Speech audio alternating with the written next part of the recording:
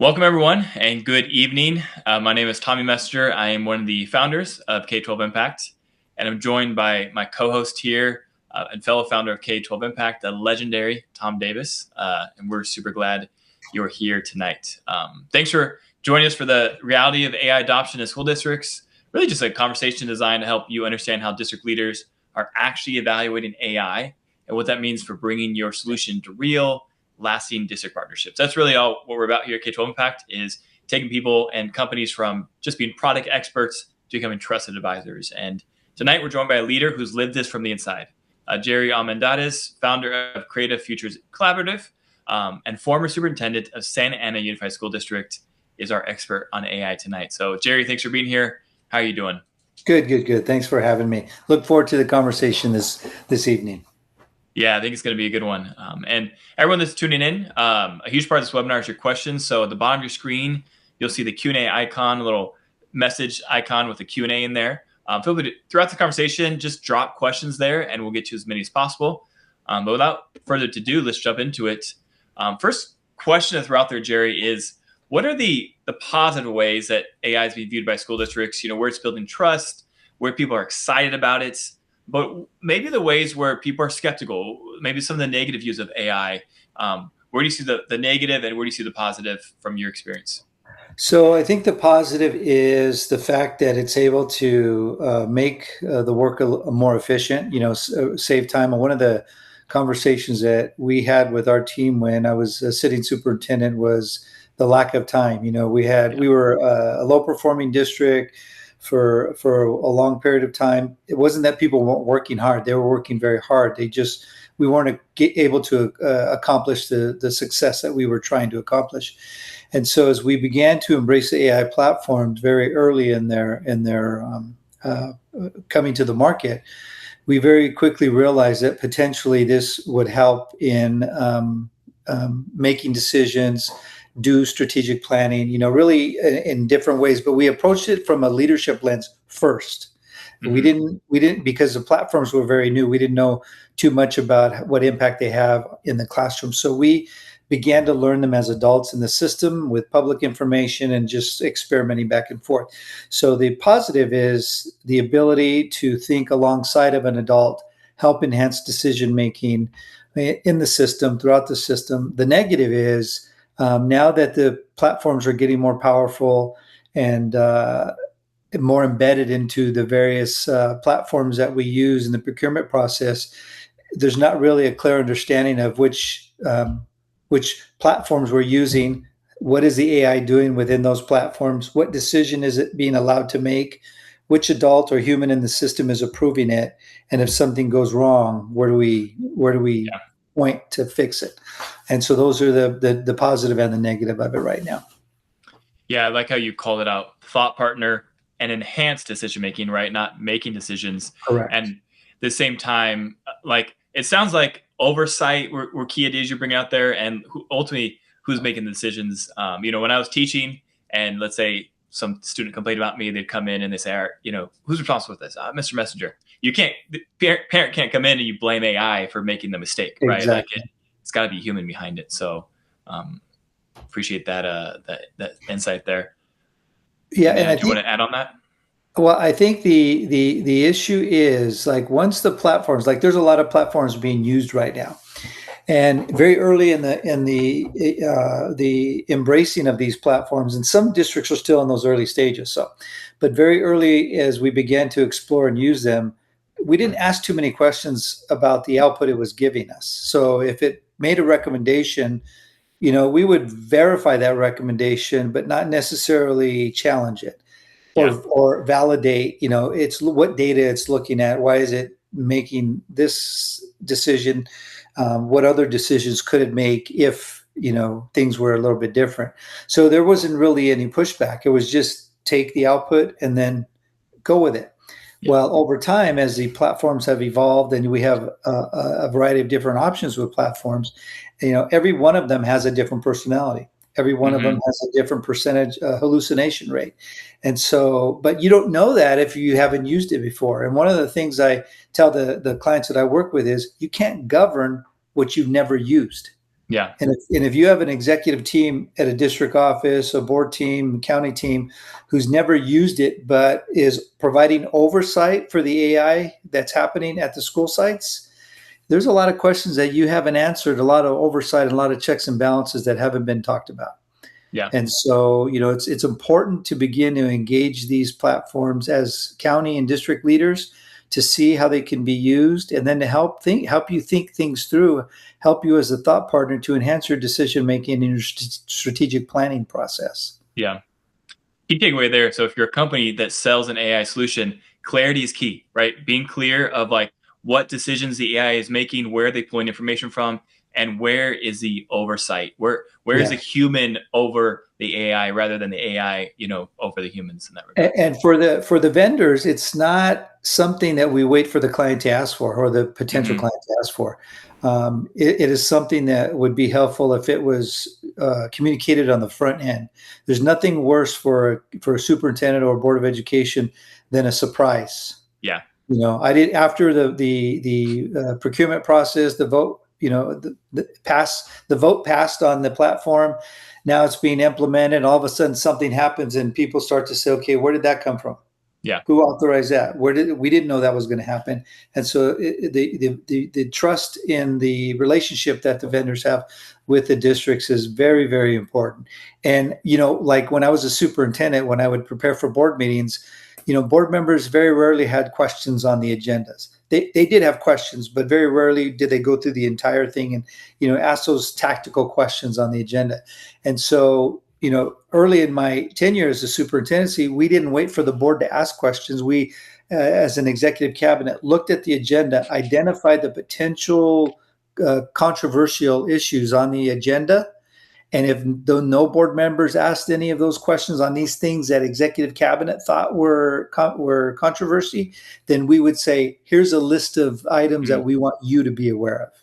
And then they would go through, I didn't think about that. Oh, why are you bringing that up? Well, here's what happened. We've had, the union brought it up, or parents brought it up, their concerns here, and this is why we're sharing with you. So if something happens at the board meeting, this is why we're doing it. This is all the vetting that took place. And so that's a similar approach that it would be helpful if a vendor did that with a district. Surprises are good for birthday parties, are not good for AI tools and districts. So Hey, Tommy, you want to. quick question I can ask Jerry real quick, Jerry. A lot of the generative AI we see out there is psychophanic, right? I mean, they basically are trying to please you, right? They're trying to say the right thing. They're not going to be controversial. They're trying to say, great question, Jerry. Yeah. Is there anything out there you've seen that's opposite of that? That really, well, there's a couple of things that a user can do to limit the always agreeing, right? And it's in the prompting and the setting of the context. The platforms are so robust now, you can actually create a skill that tells the platform to challenge or to verify or to think of options without you even having to ask them. So as you engage the platforms, you have this dialogue, the skill is already embedded in it, that it does it automatically without you even asking. It'll say, here's what you asked for, and by the way, here's the pros and cons, and by the way, here are three other directions you can go in if you don't like the one that I just answered. And so, but you have to be a user, and I'm talking about the executive cabinet, superintendents, and board members. You have to be a user to understand its capabilities. And if you don't use them and you're not engaging the platforms, when these questions come up, nobody knows how to answer them. They just know that they're not trustworthy, and they always agree with what you put in. Well, that's true to a certain point, but it doesn't have to be true every single time. Yeah. So real quick, explain to the audience real quick, Jerry, about the powers and what you do to help C-suites and cabinets understand what's out there and what's going on, because there's a lot of misnomers, a lot of misinformation about AI right now. Board policy, we can't do anything until we get board policy. Talk about how you help districts do understand that. Yeah. So, a situation happened to me when I was in a city superintendent early in the AI engagement platform, when it first came out. And my cabinet and my team was evolving as the platforms were evolving. And it was about the time that GPTs were created with ChatGPT. That was the popular one at the time, the most robust one at the time. And so we had discovered these new features and we were experimenting with the new features and we started to create some GPTs. And around the same time, vendors were knocking on our door saying, hey, we have this new AI platform, we think it could help you. So we were meeting with quite a few vendors because this was a new environment for us. So we agreed to a meeting with this one vendor, and he comes in and it shows us all of the tools that executive cabinets could use to address the situations, the workflows, the issues that we were having in solutions to the issues that we were having as a governance team. And the meeting ended, and my assistant superintendent services raised her hand and asked him if she could ask a question. And he says, yeah, go ahead. And she goes, how is this different from a GPT? And there was this awkward pause and silence. And his response was, well, it's all in one place. And so, we asked a few more questions. The meeting ended. She leaned over to me and she goes, they're asking for like $150,000 a year for the size of district that we were at for a subscription to this platform. And she goes, we can do it for $20, Jerry. And it was at that aha moment that I said, you know what, we have to do a better job as superintendents, boards, executive cabinets, and really understand how these tools can work and how we can use them, because we were gearing up for the COVID money to be taken away from us. So we began, that's one of the ways that we began to embrace these AI platforms, is help us prepare for when the money is gone. Yeah. And so we were preparing for layoffs. We were preparing for school closures. We were preparing a communication plan on how to meet the community and share what we saw was coming. And so as I transitioned out of the superintendency, I created Creative Futures Collaborative, which is a company that goes in and works with executive teams and trains them how to use their existing platforms and their data to provide solutions to their challenges. So whatever platform a district is using, some cases districts or county use more than one platforms. Well, depending on who I'm working with, I teach them the features of the platforms to help navigate LCAP, the dashboard release, chronic absenteeism, whatever it is they need help with, evaluations, stuff like that. So it doesn't matter if it's Gemini or Copilot, it doesn't matter. Doesn't matter. Quad, doesn't matter. Doesn't matter.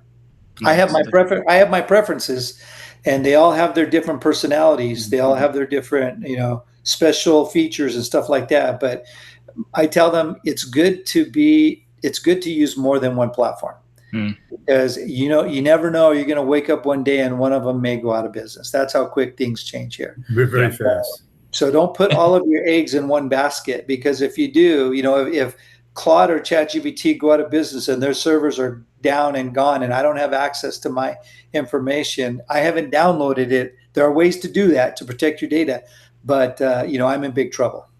Yeah. Hey Jerry, Tommy, last question for me. I promise I'll shut up, Tommy.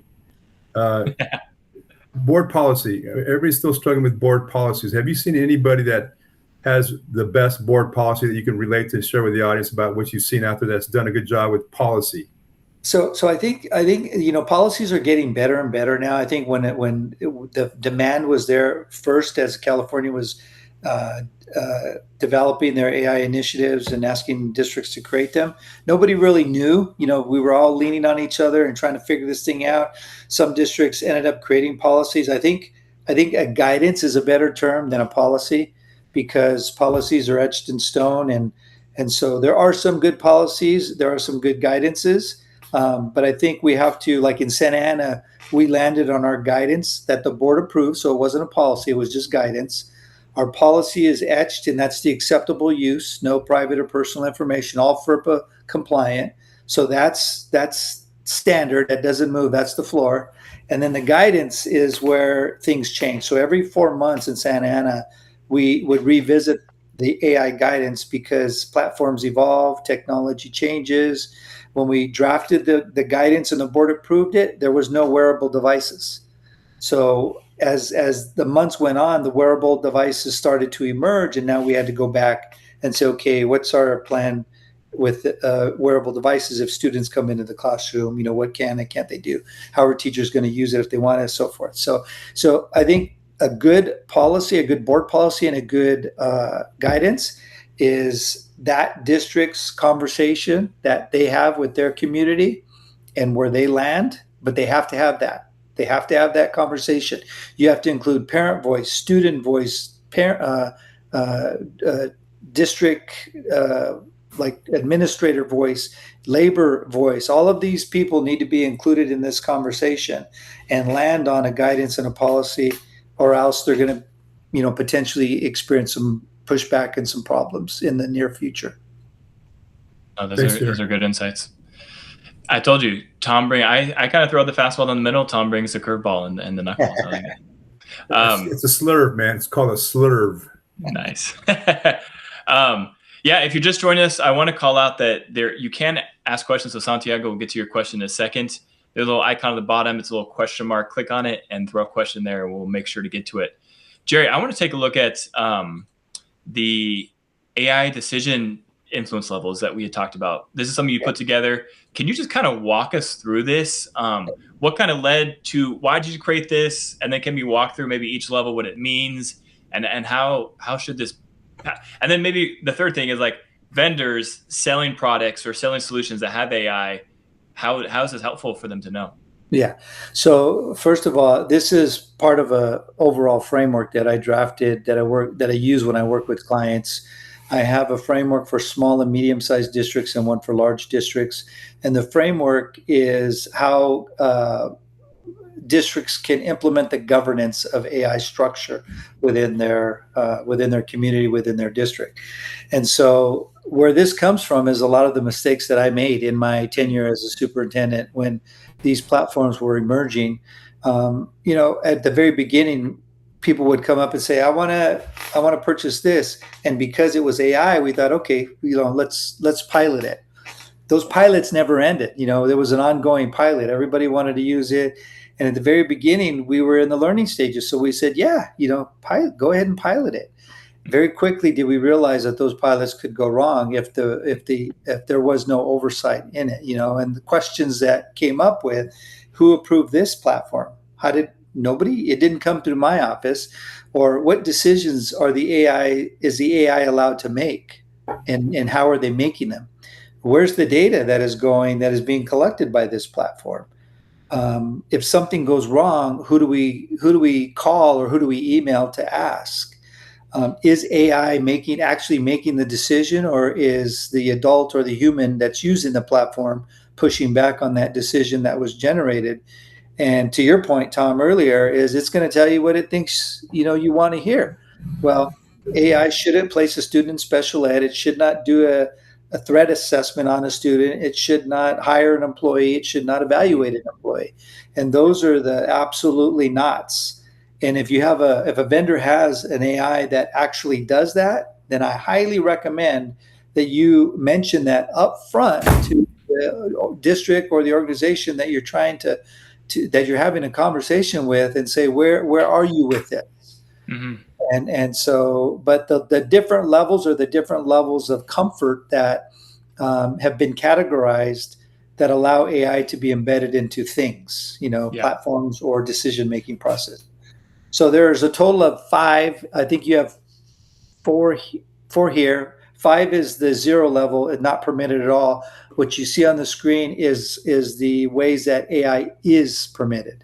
Mm-hmm. And so I hope that answered your question. That was a long-winded response. No, that's great. I mean, and this idea of oversight keeps coming up. Where's that coming from? Is that something that districts are going to have to kind of adapt and build out their own oversight for AI? Like, should vendors think about how they provide oversight in these tools as well?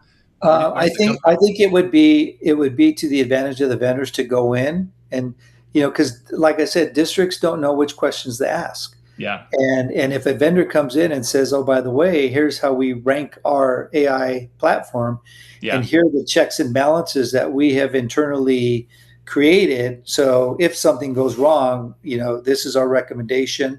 Here are the decisions that the AI is allowed to make. we're going to stop right here. We're going to pause and we're going to ask the human to verify or to, double check or rationalize this, because a human needs to be a part of that decision, not just take what the platform is saying. So, but these are all learning conversations and journeys that the user, that the executive team has to experience in order to really get a good understanding of what is happening. So if you have an AI platform that's like working with special ed, because I know there's a lot of them out there, not to say that a district won't purchase it, but that team really needs to know what those guardrails are before they do, because the biases, the inequities that happen, there's got to be checks and balances in that, not only from the vendor end, but from the district side. Do you have a person going in and double checking what students are being identified with this platform? Why are these students always being identified? Are there any trends or patterns that are associated with these students? That's the oversight that I'm talking about internally with the district as you use AI. Because if I'm a parent and my child has a threat assessment or get placed in special ed or is required to do a 504 meeting, I want to know what decision, what information did you use to make that decision? Yeah. And I want to know if AI was part of that. Yeah. The idea that clarity, right? Disclosing when AI is used, how it's used. And our last webinar, one of the speakers brought up I think a pretty good point where months ago, maybe a year ago, you could use AI. It was like a flashy feature. It was a way to get your foot in the door and, I want to hear more about your dashboard. It has AI. Now, mentioning that may even cause people to step back and go, ooh, AI? So how have you seen that played out in maybe skepticism of AI? But I think some of what you're talking about, the idea of leading with checks and balances, leading with how it's oversight, leading with how is this safe for the district might be a better approach. What is your thoughts on that? I would agree. And I think, there are districts that have really put the pause, just absolutely no AI until we figure this thing out. And my pushback on that is this thing's not slowing down. It's actually getting more robust. It's getting faster and faster, and it's not going to wait for anybody. So if you have the let's slow down mentality, then the equity gap is going to get wider, because those communities and those families that have the resources, the financial resources to access these tools are going to do it. And those communities that are going to be hurt the most are going to be the ones, the high poverty, socioeconomically disadvantaged. So where do you bring that equity and that balance in? And that's your public schools. It is our responsibility as district leaders to engage in these conversations, to learn more about them, so we can give our kids a fighting chance, our communities a fighting chance to be successful. And so, but it's going to take a combination. Relationships, I was telling Tom in another meeting that we were in, that the number one thing for me when I was a sitting superintendent was that I trust the person and I established a relationship with them before I saw a product or before I purchased a product. Yeah. We talk a lot about that in our academies. Selling in the K-12 is different than other, selling in other industries, and relationship is key, right? Building that relationship, building trust. You're not just a product expert pushing a product. You become a trusted advisor, right? That relationship is huge. And here's the other thing that the vendors have to kind of put in the back of their minds. Superintendents right now are declining enrollment across the country. I mean, LA Unified is a good example. They've lost thousands of kids, right? And so, now that the declining enrollment is continuing that steady decline, there are potential layoffs again for this year, right? And because of the decline, there's potential school closure conversations happening. Reduction in staff, not only in the school sites, but at the district office. When a district or a superintendent says, I'm going to purchase this AI platform, and it goes on an agenda, you have the labor groups looking at these agendas going, why are you spending $150,000 on an AI platform when you're laying off 200 teachers? Yeah. Take that money and put it here. So, this is what I advise the district leadership is we have to be mindful of the agendas that you put out in public. And if it is an AI platform, then how is it helping the situation and not just more bells and whistles? I mean, we're reducing staff, and here's the the issue is we have to reduce staff because our enrollment is declining, but yet the expectations to meet the high academic achievement doesn't go away. Yeah. So, you have superintendents that are saying, but we need to improve academic achievement. I need these tools. And then you have other pushback from parents and other community members saying, don't spend your money on that. We need teachers to teach these kids, not these AI platforms.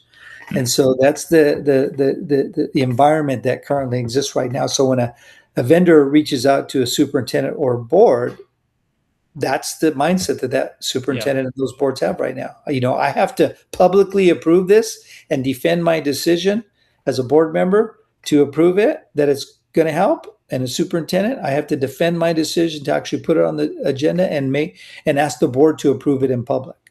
Yeah.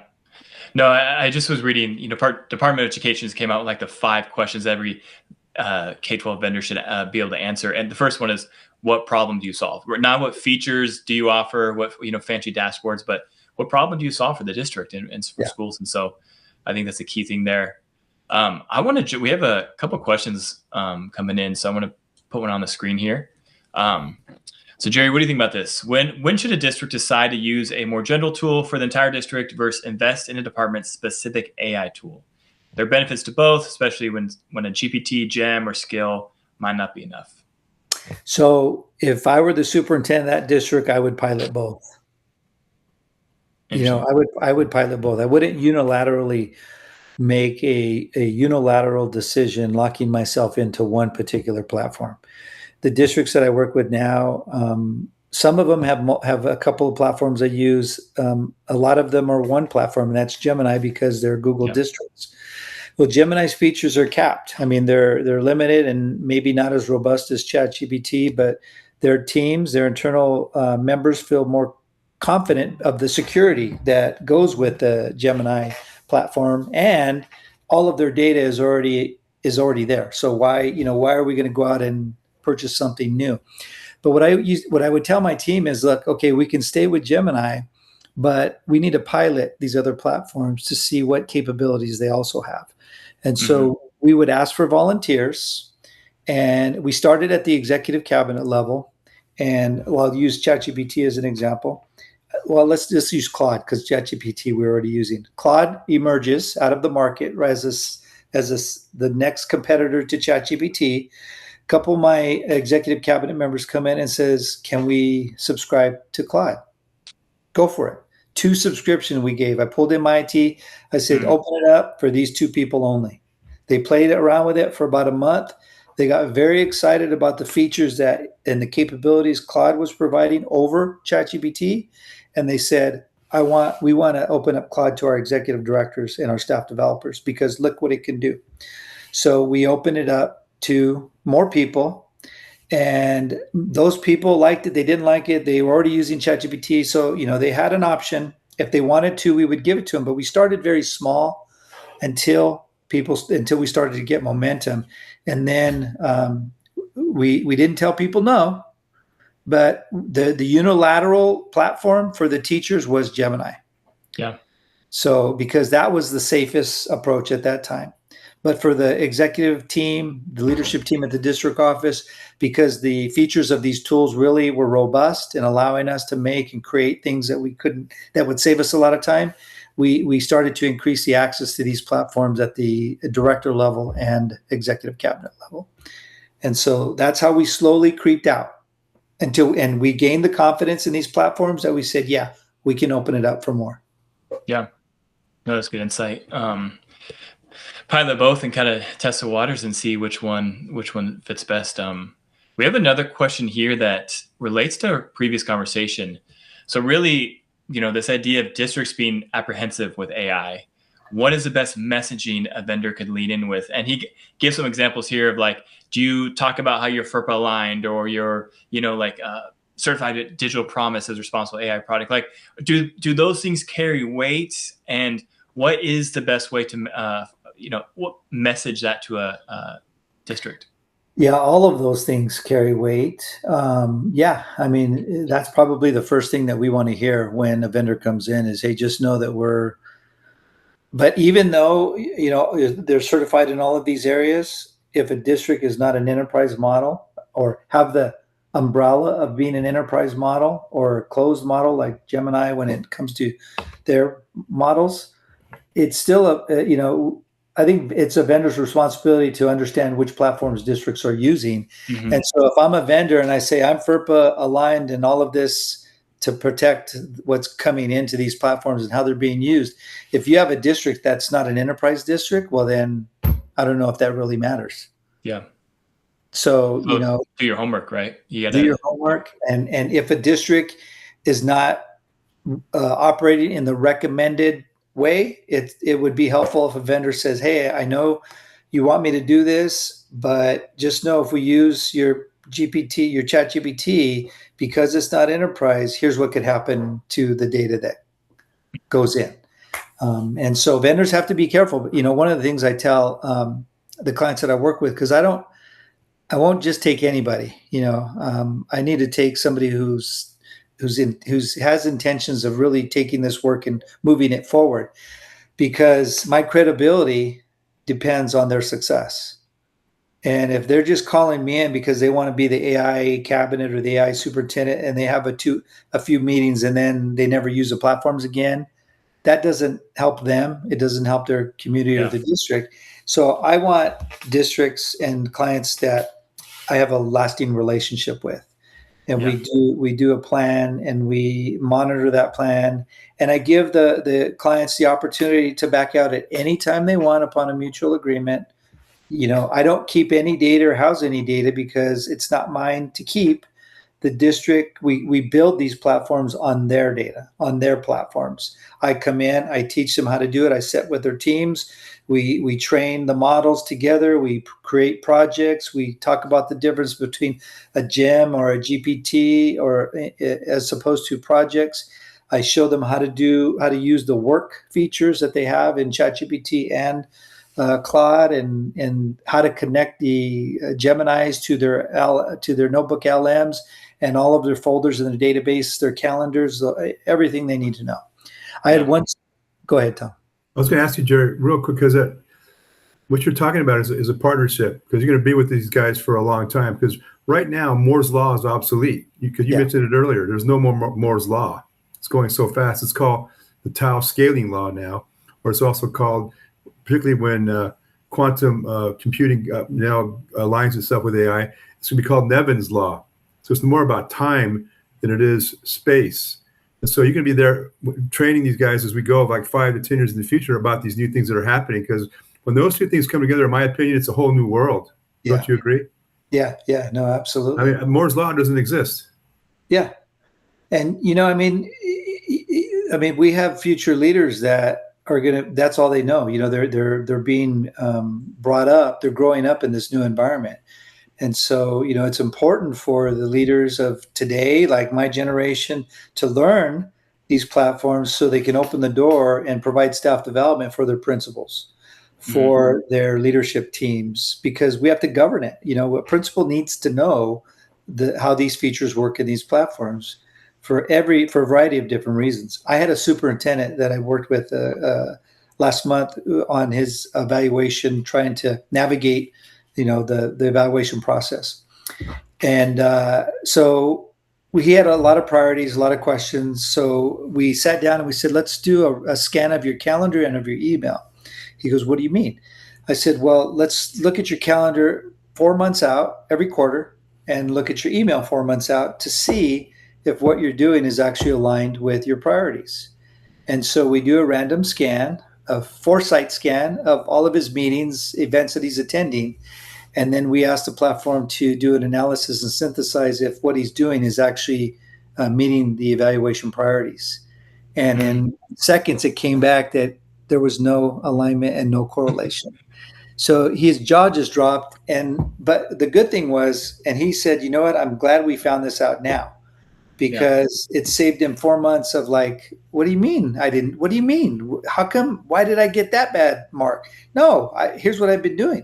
But there was no coherence to the calendar, to his priorities. And so before the school year even started, now he was like, okay, we're not going to go to that meeting. I don't need to go to that meeting. I'll send somebody else. He's still getting representatives out there, but now he's more aligned with what he's supposed to be doing. Yeah. Yeah. And I think even going back to what you said right there, being a partner, we talk a lot about K-12 impact. Vendors don't sell products, they sell solutions, because your solutions solve problems. And so in that regard, AI is no longer something where it's like, hey, look at all these fancy features, and people are like, whoa, they're mind blown. Let's sign up for that. It's no, we have a solution that fixes a problem, and AI just helps us solve that problem better. Yeah. Right? Like, would you say that is key messaging? Like AI, not some like flashy thing that's going to catch attention, but AI just solves your problem better. And kind of what you just, the story just shared, is AI solved this guy's problem a lot better than he could do on his own. Is that some of the messaging to use? You know what? I think you just have to be careful, because we hear that all the time. I mentioned that story about a vendor coming in, providing solutions to our problems, right? Well, it was just a glorified ChatGPT. So I think you have to we have to be better listeners when it comes to potential clients and have conversations before we say, well, here's a solution. Yeah. Because we hear that all the time. I have a solution. Here's a solution.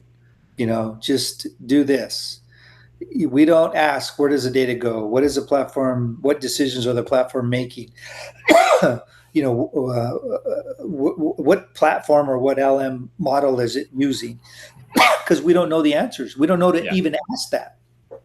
And everything, Jerry, is getting more niched. You see it, everything's more niched, solving this particular problem. Yeah. Everything's really kind of in a narrow focus. One thing too, Jerry, real quick.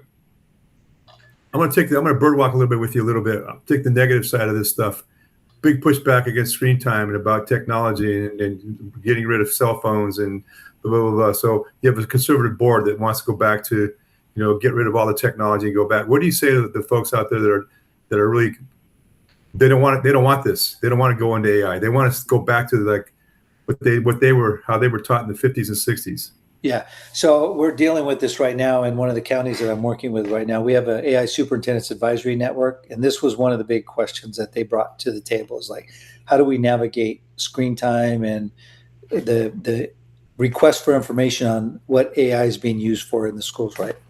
So there's no good answer, and there's no easy way to solve this problem. But through the framework that, or any process that a district can design, you have to pull the people in. You have to meet with parents. You have to meet with students, and you have to have these conversations with these groups, in a very vulnerable manner, to hear their concerns, because parents have a right to say, I don't want my child on the screen. And they do need manual, engagement in the schools. And my preference would be, there are no computers, that learning is so much fun that there's no need for a computer, and we can do it with the adults and the interaction and the collaboration. That's the ultimate goal. But the problem and the reality that we face is that the jobs of the future are going to require us to know AI. And so the question is, if we remove the screens and we remove the platforms and kids from using these platforms, how are we preparing them to be competitive for jobs of the future that are no longer regional jobs or local jobs? They're global jobs.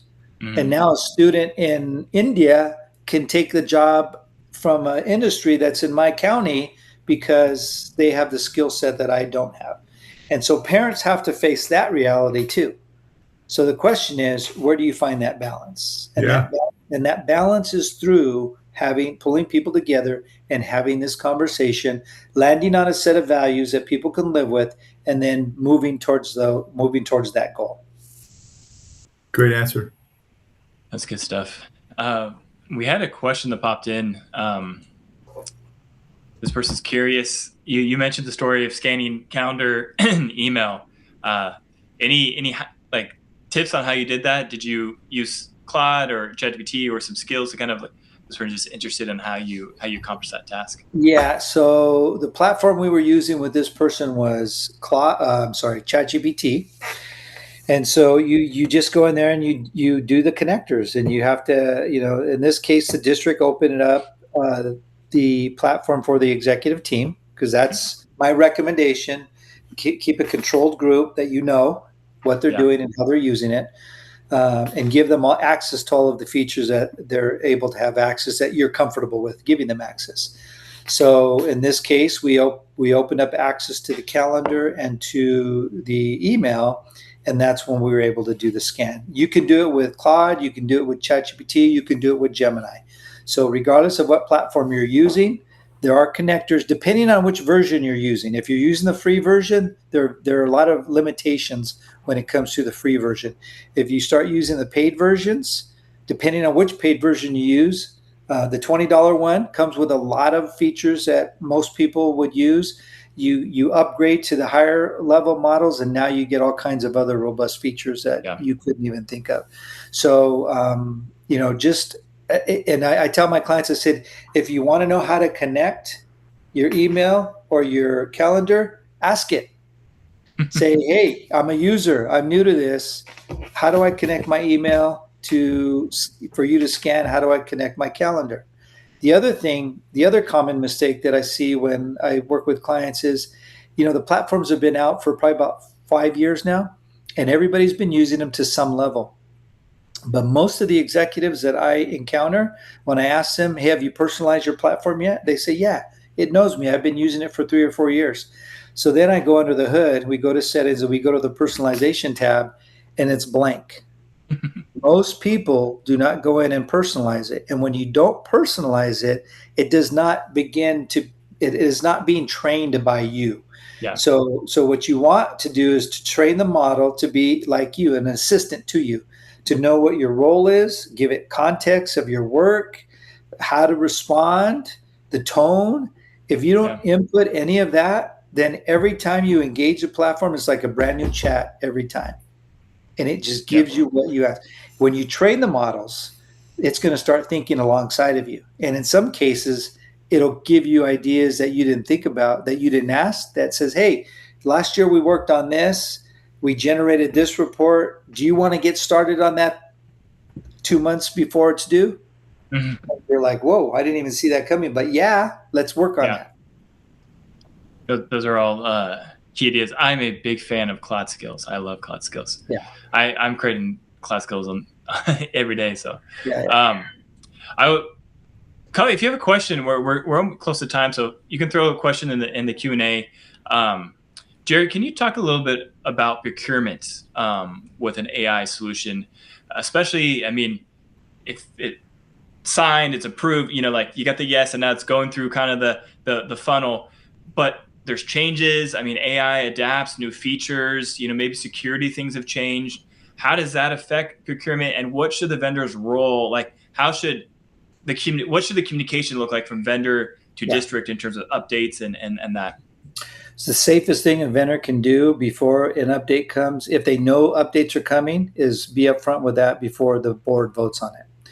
So if an action is taking place in May of the school year, towards the end of the school year, for next school year, which ideally that's the way you want to do it, then let the district know, hey, we have periodic updates. There may be some updates coming. If the vendor knows what those updates are and how those updates are going to impact and affect the AI platform that is in the model, they need to be transparent about that. Yeah. Because when a board approves it in May, they're approving what they're told in May. If it changes after they approved it, it changes in June, July, or August, and then the school year starts and now it's being used, they're going to blame somebody if something goes wrong. Who approved that? What happened? We didn't authorize that. That's not what I approved. Superintendent's going to say, nobody told me it was going to do this. I have no idea. They're going to point fingers at the risk manager or whoever approved the contract from going through. And that relationship and that trust is gone. Yeah. So the key thing there is, if you know the update's coming, let them know before. So they're voting on the update. They're not voting on. They're voting on the understanding that an update is coming. Potentially will happen, and they know what potentially the update is. Yeah. If you give me that, I can live with tweaks within that update. Hey, Jerry, here's what we said. This update was going to happen. It was going to do this. Our engineers found a better way of doing it. Now we're going to do this. Now that gives me time to go to my board and do a revised, board agenda item. Now we're not pulling the contract. We're just saying the platform that you approved in May is now being updated, and here are the tweaks, and here are why it was changed from what we were told at the beginning, and move forward. You'll get less resistance if you do that. Yeah. I think that's the theme of today, is just clear communication, upfront communication, because AI is just it's hard to navigate. It's very tricky. It's expanding, but it's also confusing for people. It's new. And so communication is key when it comes to working with districts there. We have a question that just came in. You mentioned the importance of pilots. What makes a good pilot when it comes to AI, especially kind of with some of the things we talked about with updates, with safety concerns and all that stuff? In the classroom or at the executive cabinet level? Let's say it's I'm not sure, it's something you can clarify, but let's say it's a solution, for a couple of schools, like it's an AI solution that's being used in the classroom across the district. So I'll give like from a leadership lens, because that's my core work. So a pilot would be asking principals who's interested in using ChatGPT to develop their school site SIPSAs. And in Santa Ana, I had about 32 elementary principals. If I go to a principal meeting and ask who is interested, not all 32 are not going to raise their hands. At least they did it back then. Anybody interested, raise your hand. Maybe 3 or 4 raised their hand. Pulled them in. I gave them access to the platforms, did a little bit of training with them. They went out, engaged their teams, their instructional leadership teams, used the platform with their teams, came back to the next principal meeting. My only ask was you share what you learned and how you use the platforms. The next principal meeting, the 3 principals come in, they show all of the work they do. You can see their excitement and the energy in the room. And then we ask the question, all right, anybody else interested in getting access to this? And then maybe 4 or 5 other hands go up. And so that's kind of we didn't unilaterally implement, because people were fearful of the platforms and they doubted the platforms. They didn't trust the platforms. So we didn't unilaterally make everybody do it. Now, there was an argument internally from our team that says we need to mandate this because it's an equity issue. Everybody needs to be using this because they need to get it in their teachers' hands, right? Well, because we didn't know too much about the platforms at the time and they were still fairly new, I didn't want to take that risk. And I was willing as a superintendent to own that. If, I'm the last person that wants to create inequities in the schools, right? Yeah. But I'm also want to make sure that things are safe. And so we took that approach and looped in the unions and told the unions what we were doing. But ultimately what happened as a result of that, we gained the trust of our people and more people wanted to use it. And so the same thing happened in the classroom. We had our staff developers who were part of this process of, raise your hand if you want to use it. And they came to us and said, we got to start training our teachers about this because this could be valuable for our teachers. So the only ask that we gave them was make it voluntary, not mandatory. Mm-hmm. And so those early adopters came in and they raised their hands. We opened up the platforms to them. They brought platforms to us, say, we want to use this platform. We saw it here. So we would vet it, make sure it met all the FERPA requirements.